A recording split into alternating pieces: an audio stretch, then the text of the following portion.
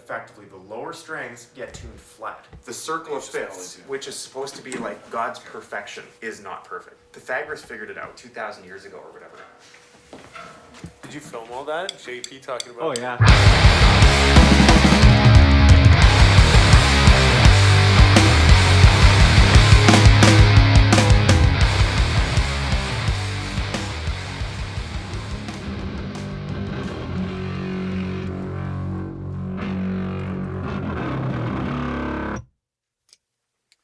Sounds funky.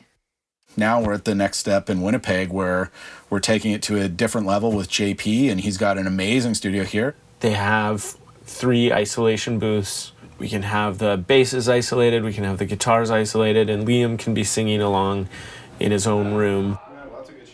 The vibes there, it's warm, it's cozy, but it's still big and loud.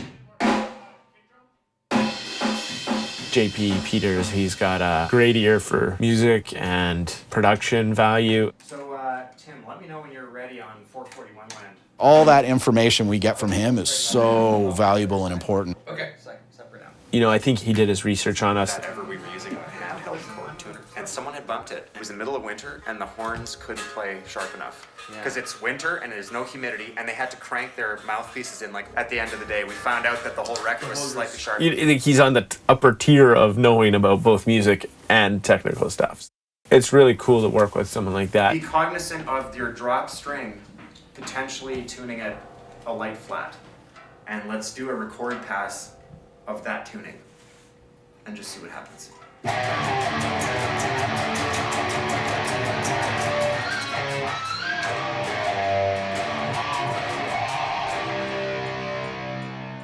What was out, do you mean?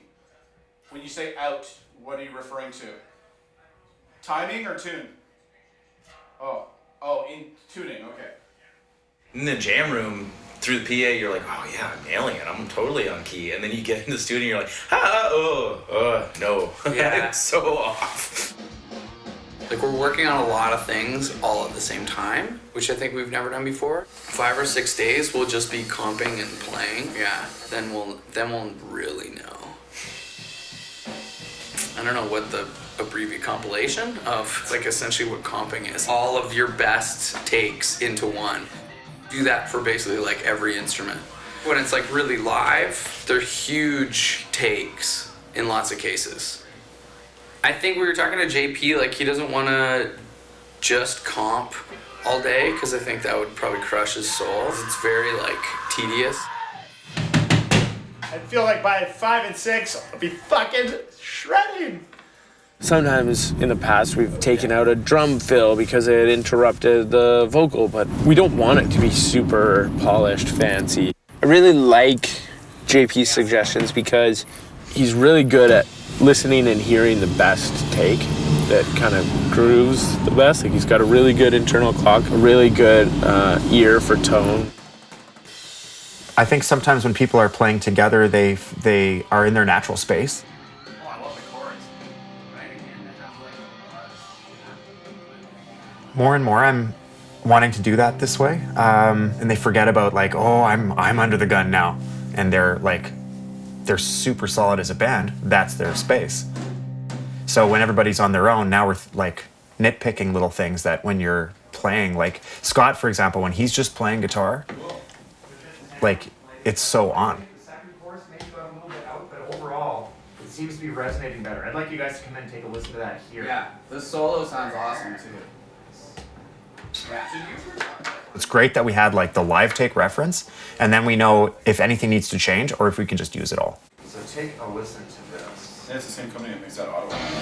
Because I feel like because of the tuning issues, and I wish I would have sorted it sooner, but sometimes I just need to see where things go. Oh, fully. You're just like try to figure it out. Yeah. And then try like a retrack of the guitar and see if they're matching. Because if they're not, I don't want to get too deep. Right. You're tuning your drop C down or whatever. It is a C, right? Yep. Yeah, fantastic.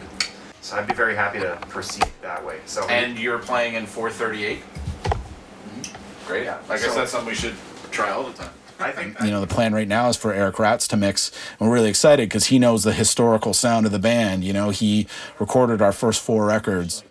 it just sounds kind of hairy and not like in my face. Well, I like bringing old with the new and kind of like making something great. So far, it's been like a great experience working with JP. D112. Yeah. You can try your RE27. RE27. I'm up for like anything.